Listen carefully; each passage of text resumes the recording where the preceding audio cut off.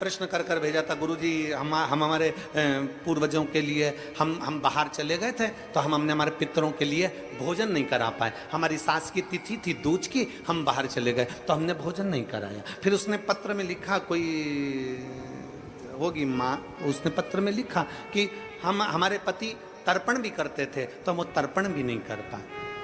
फिर कहा कि हम हमेशा सीधा भी देते थे, आटा चावल दाल शक्कर सब मिला के हम कहीं देकर आते थे, हम वो भी नहीं दे पाए।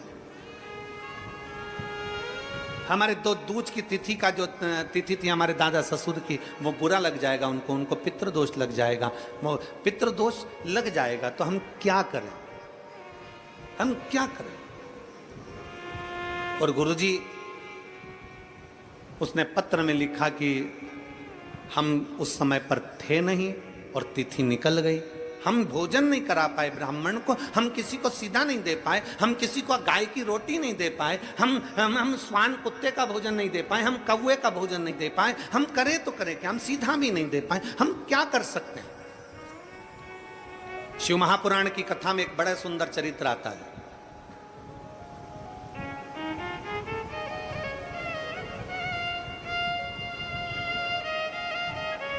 जब भगवान देवाधिदेव महादेव विराजमान थे,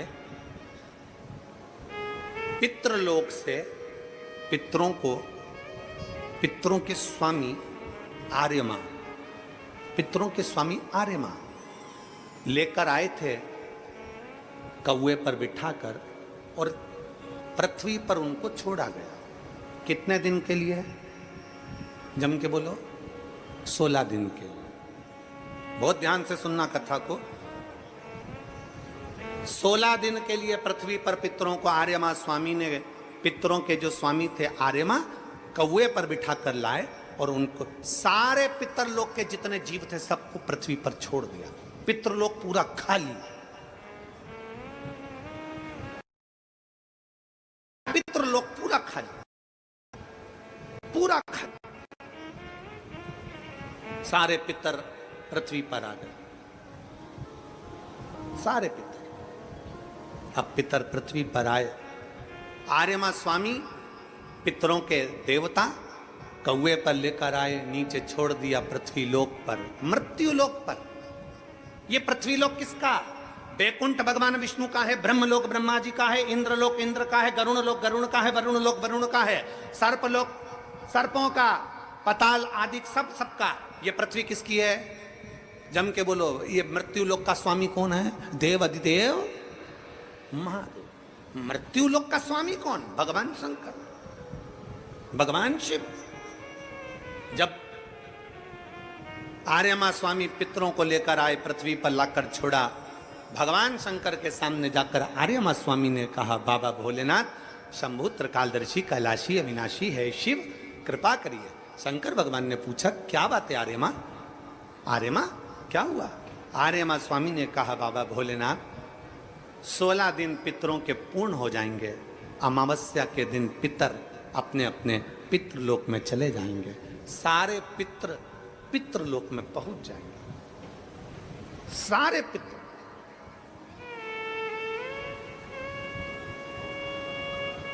आज पितरों की चतुर्दशी है, 14 से, कल अमावस्या है। बहुत सावधानी से सुनना, पूरे राष्ट्रवासियों से निवेदन है, इस कथा का स्मरण रखिएगा, अपने बच्चों को भी सुनाना।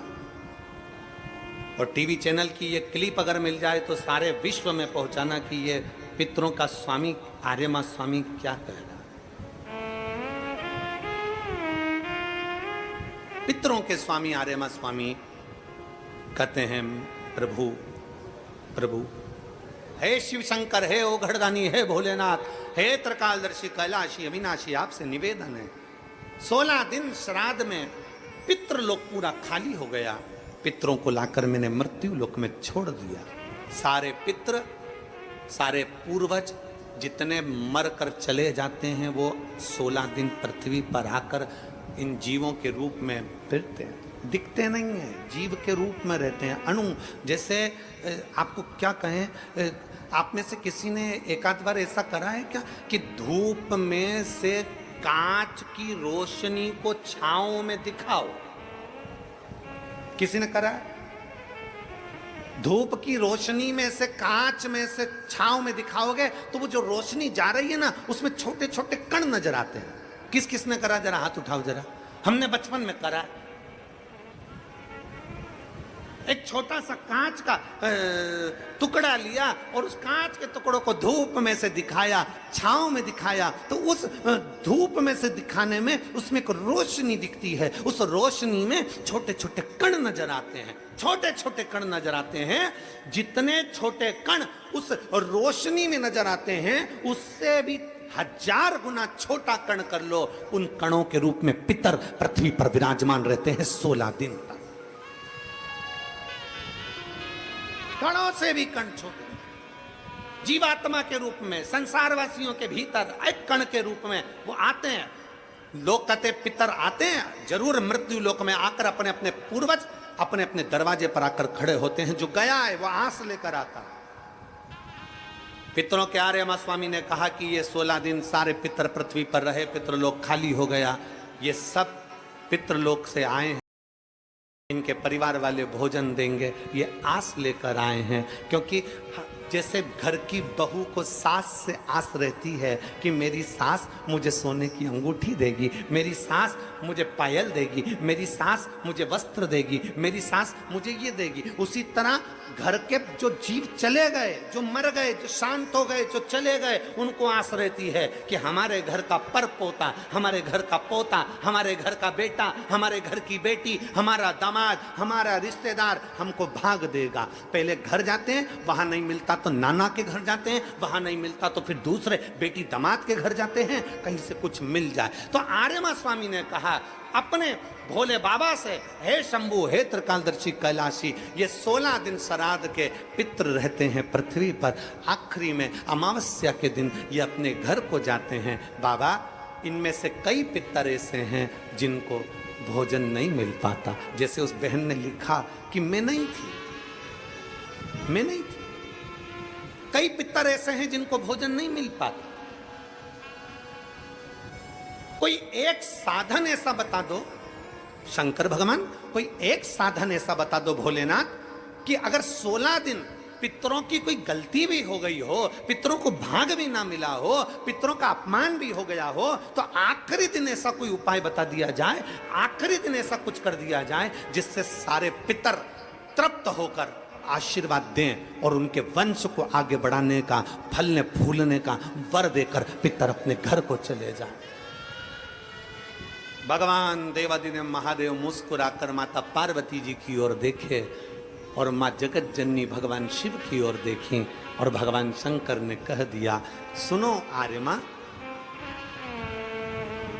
जितने पितृ आप पितृलोक में वापिस लेकर जाओगे, अगर वो पितरों का नियम है 16 दिन श्राद्ध में खाते हैं, भोजन करते हैं, अपने अपने धूप में आप लोग घी शक्कर छोड़ते हो, कंडे के ऊपर, गोबरी के ऊपर, ये धूप में आप दे देते हो, गाय के रूप में, कुत्ता के रूप में, पक्षी के रूप में दे देते हो। तो भगवान शंकर ने कहा सारे पितर 16 दिन भोजन करते हैं, अमावस्या के दिन इन पितरों को आप नदी, तालाब, बावड़ी, कुआं, सरोवर, जो पानी का स्थान हो, कोई नदी हो, कोई तालाब हो, कोई बावड़ी हो, कोई कुआं हो, कोई सरोवर हो, ये सारे पितर वहां पानी पीने के लिए आते हैं। जल पीने के लिए पितर पहुंचेंगे।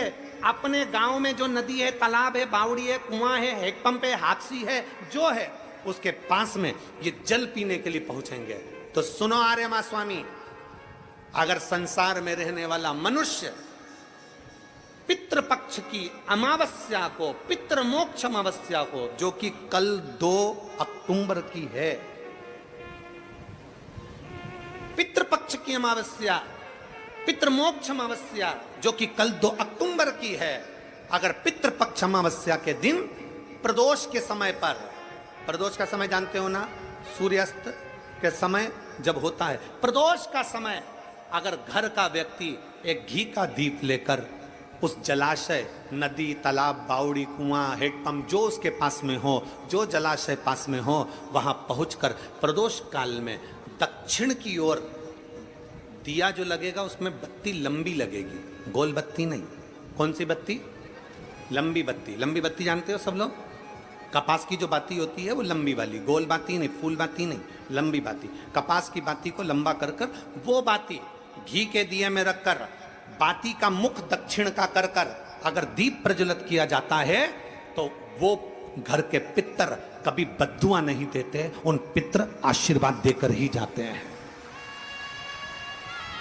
हमसे अगर अपमान हो गया, भोजन ना करा पाए, भाग ना दे पाए, कुछ तकलीफ हो गई, कोई कष्ट आ गया, हम हमारे पूर्वजों को नहीं पूछ पाए, तो पितृ मोक्ष अमावस्या के दिन मतलब कल 2 अक्टूबर को शाम के समय प्रदोष काल में अपने पास में जो नदी हो, अपने पास में जो बावड़ी हो, अपने पास में जो कुआं हो, अपने पास में जो हापसी हो, अपने पास में जो हो तुम्हारे नजदीक में, और अगर कुआं, बावड़ी, हापसी, तालाब कुछ भी नहीं हो तो पीपल का पेड़ या बड़ का बट वृक्ष या पीपल का वृक्ष या बेलपत्री का वृक्ष, इसके नीचे अगर तालाब, नदी, कुआं, बावड़ी नहीं है तो उस वृक्ष के नीचे अगर दक्षिण की ओर बाती का मुख कर दिया जाए और वहीं पर बाती को जला दिया जाए, उस दीपक को प्रज्वलित कर दिया जाए और अपने पूर्वजों को प्रणाम कर कर वापिस अपने घर पर आइए, पितृ दोष कभी नहीं हो सकता, पितृ शांत ही रहेंगे, पितृ शांत ही रहेंगे। भगवान शिव कहते हैं, सुनो आर्यमा स्वामी, ये प्रदोष काल का समय मेरा, और शंकर भगवान कहते हैं ये मेरा और पार्वती के भ्रमण का समय है। प्रदोष काल का समय 33 कोटि देवता, भगवान इंद्र अपनी इंद्राणी के साथ रोज घूमने नहीं जाते, नारायण भगवान अपनी लक्ष्मी के साथ रोज घूमने नहीं जाते, 33 कोटि देवता अपनी अपनी धर्म पत्नी के साथ रोज घूमने नहीं जाते, पर केवल एक देवाधिदेव महादेव ऐसे हैं जो अपनी धर्म पत्नी के साथ नंदी पर बैठकर प्रत्येक दिन, प्रतिदिन प्रदोष काल में शाम के समय मेरे शंकर पार्वती भ्रमण पर जाते हैं। भ्रमण। आर्यमा स्वामी, प्रदोष काल में मैं और पार्वती दोनों नंदी पर बैठकर जाएंगे, नंदी पर बैठकर जाएंगे, और जिस सरोवर, जिस तालाब, जिस बावड़ी, जिस कुआं, जिस स्थान पर लोग दीप दान कर रहे होंगे, वहां के सारे पूर्वजों को, पितरों को हम स्वयं अपने नंदी पर बिठाकर पितृलोक छोड़कर आएंगे। ये शिव तत्व है, ये शिव तत्व है। और खाली ना जाता कोई दर से तुम्हारे, खाली न जाता कोई दर से तुम्हारे, मैं भी खड़ी हूँ नन्ही बाएं पसारे, अपने हृदय से लगा लो, गिरा जा रहा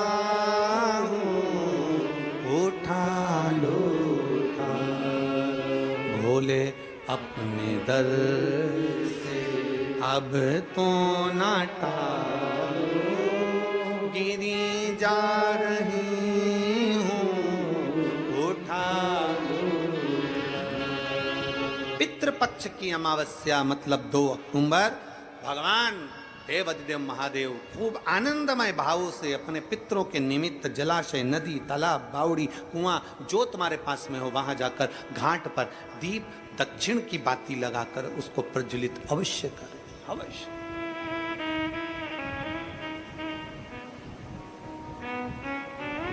कोई मौका मिल जाए दान पुण्य करने का तो करो, सत्कर्म करने का मिल जाए सत्कर्म करो, भजन करने का मिल जाए भजन करो, स्मरण करने का मिल जाए स्मरण करो।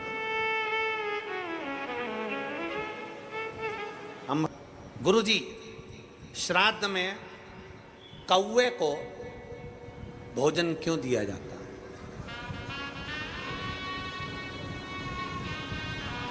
श्राद्ध में कौवे को भोजन क्यों दिया जाता है? अरे भाई मेरी जीजी, मैं आपको हाथ जोड़कर प्रणाम कर कर निवेदन करना चाहूंगा कि श्राद्ध में कौवे को भोजन क्यों दिया जाता है। किसी साइंटिस्ट से पूछें, किसी वैज्ञानिक से पूछें, किसी रिसर्च सेंटर से पूछें कि कौवे को श्राद्ध में भोजन क्यों दिया जाता है। हमारा सनातन धर्म साइंस से जुड़ा हुआ है।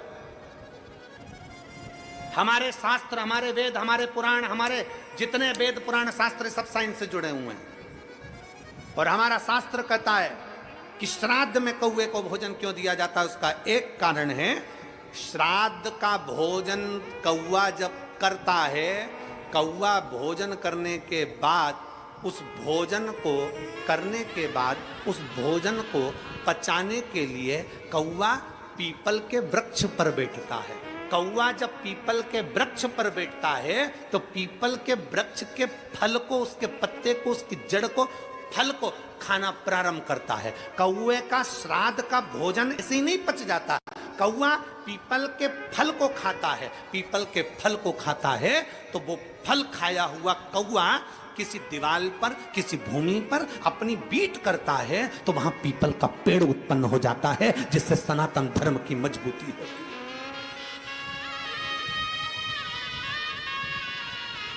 पीपल का वृक्ष उत्पन्न हो जाता है। पीपल का वृक्ष क्योंकि वो प्रकृति की रक्षा के लिए है, प्रकृति की रक्षा।